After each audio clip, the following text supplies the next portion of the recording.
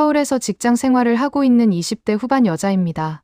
불과 며칠 전 제 인생의 흑역사로 길이 남을 역대급 소개팅을 겪었습니다. 혼자만 알고 있기엔 너무나 기가 막히고 황당해서 마음을 가다듬고 그날의 일들을 아주 자세하게 기록해 보려 합니다. 아끼는 학교 후배가 연락이 와서는 자기 직장 상사 중에 정말 괜찮은 분이 있다며 입에 침이 마르도록 칭찬을 하더라고요. 사실 요즘 가을 타는지 마음이 부쩍 허전했거든요. 길거리에 커플들만 봐도 한숨이 나오는 터라 후배의 제안에 망설임 없이 그래, 한번 만나볼게 라고 대답했습니다. 하지만 직장인의 삶이 늘 그렇듯 업무는 산더미처럼 쌓여 있었고 약속을 잡기가 쉽지 않았습니다. 미루고 미루다 결국 어제 저녁 드디어 그분과의 첫 만남이 성사되었습니다. 저는 평소 출퇴근할 때 지옥철이 싫어 대중교통을 이용하는 편이지만 어제는 하필 거래처 외근이 많아 부득이하게 차를 끌고 출근한 상태였죠. 퇴근 시간에 강남 도로는 그야말로 주차장을 방불케 했습니다. 내비게이션의 도착 예정 시간은 자꾸만 늘어갔고 제 마음은 타들어갔습니다. 미칠 듯한 차량 행렬을 뚫고 간신히 약속 장소 근처에 주차를 마치고 약속 시간보다 이미 10분이 지난 상태였습니다. 첫 만남부터 지각이라니. 약속 장소인 서점 앞으로 미친 듯이 뛰어갔습니다. 숨이 턱끝까지 차올라 전화를 걸었죠. 여보세요. 정말 죄송해요. 제가 좀 늦었죠. 지금 막 도착했어요. 그런데 수화기 넘어 들려오는 목소리는 의외로 너무나 차분했습니다.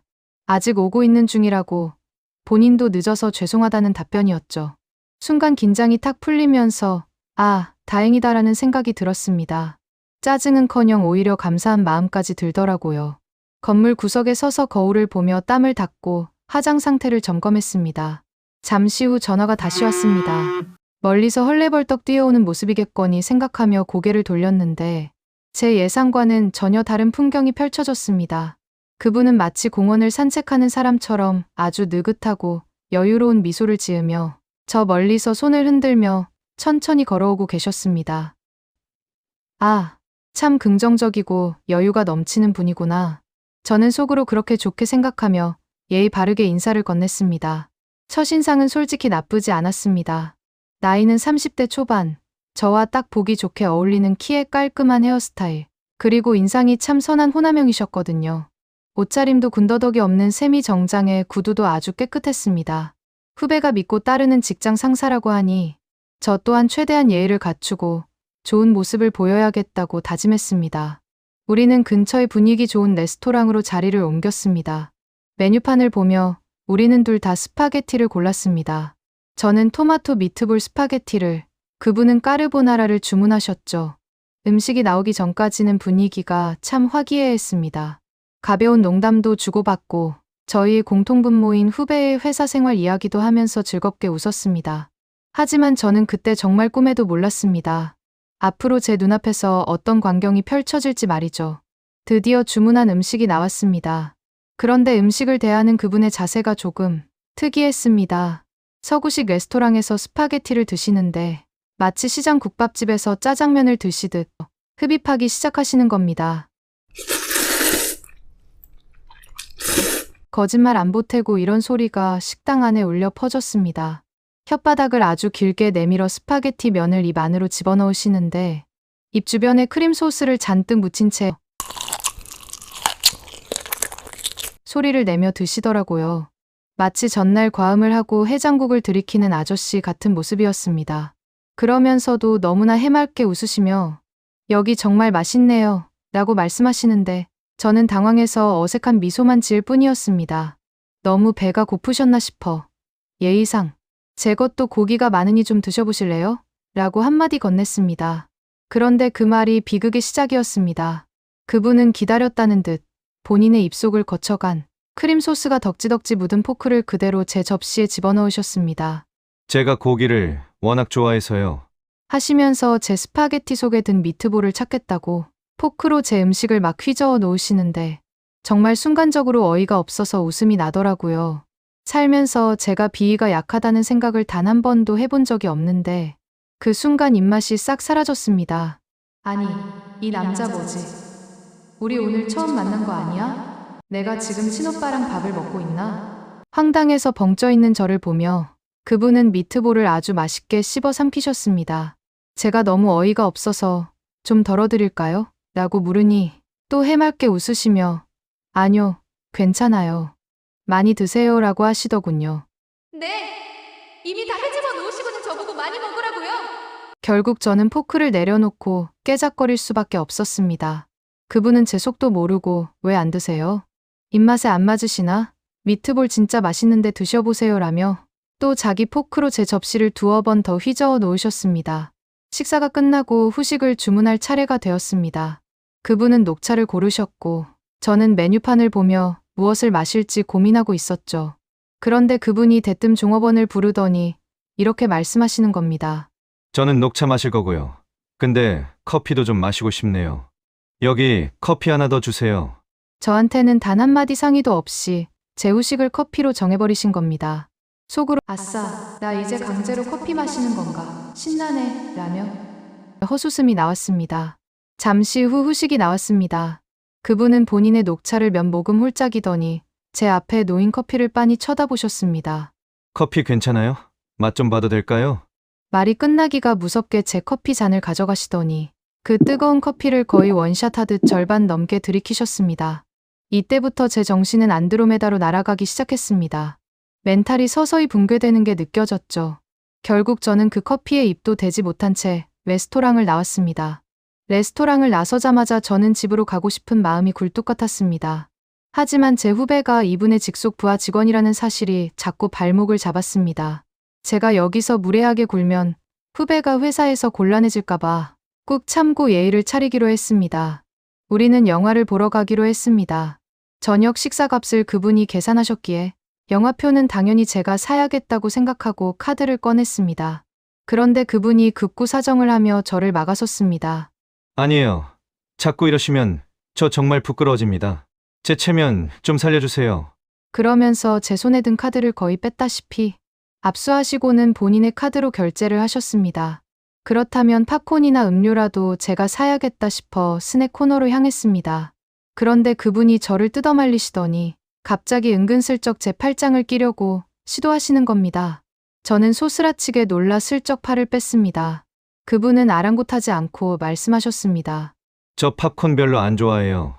제가 집에서 가져온 과자도 있으니까 영화 보면서 그거 먹어요. 네, 제 귀를 의심했습니다. 영화관 자리에 앉았는데 그분이 서류 가방에서 호일에 칭칭 감겨진 무언가를 꺼내셨습니다. 먹다 남은 반쪽짜리 김밥이었습니다. 좋게 말하면 알뜰한 경제관념이고 나쁘게 말하면 궁상도 이런 궁상이 없었습니다. 우리 지금 소개팅하는 거 맞죠? 점심때 드셨다던 김밥에서는 이미 시큼한 쉰내가 진동을 하고 있었습니다. 저는 도저히 입에 댈 엄두가 안 나더군요. 그분은 옆에서 쉰 김밥과 식어버린 후렌치 후라이를 아주 맛있게 드셨습니다. 저는 그분이 가져온 포카칩이나 몇 개 집어먹으려고 손을 뻗었는데 제가 과자를 집을 때마다 그분 손등이 제 손등에 아주 노골적으로 밀착되었습니다. 일부러 그러는 건지 아니면 우연인 건지 기분이 너무 불쾌해서 결국 과자도 포기했습니다. 영화가 상영되는 내내 그분은 마치 어린아이에게 구연 동화를 들려주듯 옆에서 줄거리를 다 설명하고 계속 말을 거셨습니다.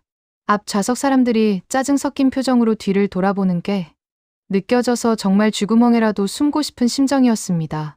영화를 다 보고 나오니 시간이 꽤 늦었습니다. 그분이 술을 한 잔 더 하자고 제안하셨지만 저는 단호하게 거절했습니다. 내일 저희 둘 다 출근해야 하잖아요. 이제 그만 들어가 봐요라고 말하며 작별 인사를 하려는데 그분이 예상치 못한 폭탄 발언을 던지셨습니다. 그럼 저 집까지 좀 태워다 주실 수 있을까요? 아까 차 가져오셨다고 했잖아요. 식사 자리에서 차 이야기를 했던 게 화근이었습니다. 그분의 집은 저희 집과 완전히 반대 방향이었지만 저는 또 그놈의 후배 체면 때문에 거절하지 못하고 그분을 조수석에 태웠습니다. 차 안에서도 고난은 계속되었습니다. 그분은 본인의 유일한 취미라는 낚시 이야기를 끊임없이 늘어놓으며 다음에 꼭 같이 바다 낚시를 가자고 약속을 강요했습니다. 저는 이제 대꾸할 힘도 없어. 네, 네. 영혼 없는 답변만 반복했죠. 그런데 더 큰 문제는 따로 있었습니다. 그분이 안전벨트를 절대 안 하시는 겁니다. 계기판에는 경고등이 깜빡거리고 차 안에는 삑삑 소리가 울려 퍼지는데 본인은 차 타면서 한 번도 벨트를 매본 적이 없다며 답답해서 못하겠다고 우기시더군요. 소리가 너무 시끄러워.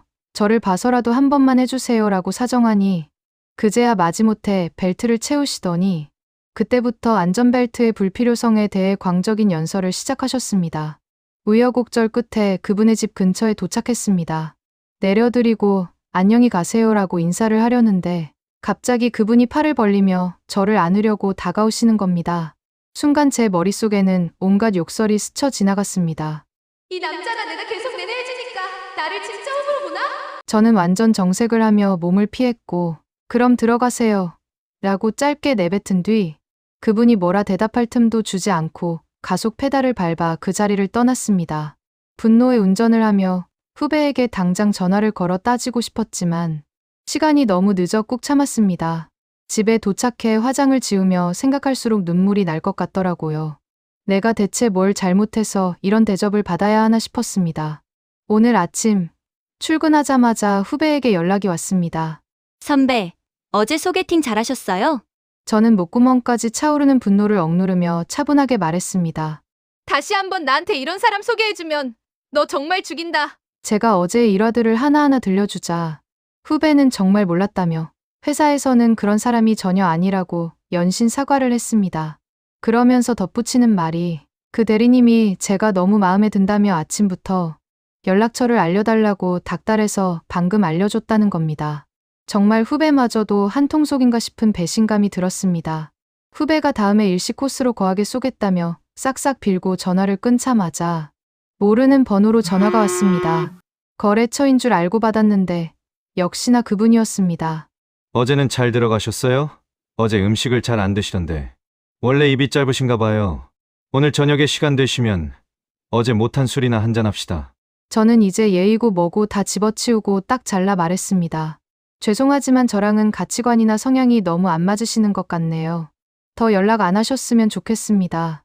그분은 당황하며 왜 그러시냐, 어떤 점이 마음에 안 드냐, 자세히 설명해달라며 매달렸습니다. 하지만 그 수많은 무례함을 다시 입 밖으로 꺼내는 것조차 시간 낭비라는 생각이 들어 대답하지 않았습니다. 한참을 징징거리던 그분이 갑자기 한숨을 푹 쉬더니 이렇게 말하더군요. 아, 정 그러시다면 알겠습니다. 그럼 주변에 다른 여자분 있으면 저 소개 좀 시켜주세요. 네. 순간 제 귀를 의심하며 헛웃음이 터져 나왔습니다. 이 사람 정말 제정신인가요? 업무 중이라 전화 끊겠습니다라고 말하고 바로 수신 차단과 스팸 등록을 마쳤습니다. 하루 동안 무슨 시트콤 한 편을 찍은 기분입니다. 소개팅을 많이 해보지는 않았지만 살다 이런 빌런은 정말 처음 봅니다. 액땜 제대로 했다고 생각하려고요. 저에게도 조만간 상식적이고 따뜻한 좋은 사람이 나타나겠죠? 여러분도 소개팅 전에는 꼭 상대방의 식습관과 가방 속 소지품을 확인하시길 바랍니다. 지금 당신 곁에 일어나는 기막힌 우연들, 정말 우연이라고 생각하십니까? 지금까지 도시 화자였습니다.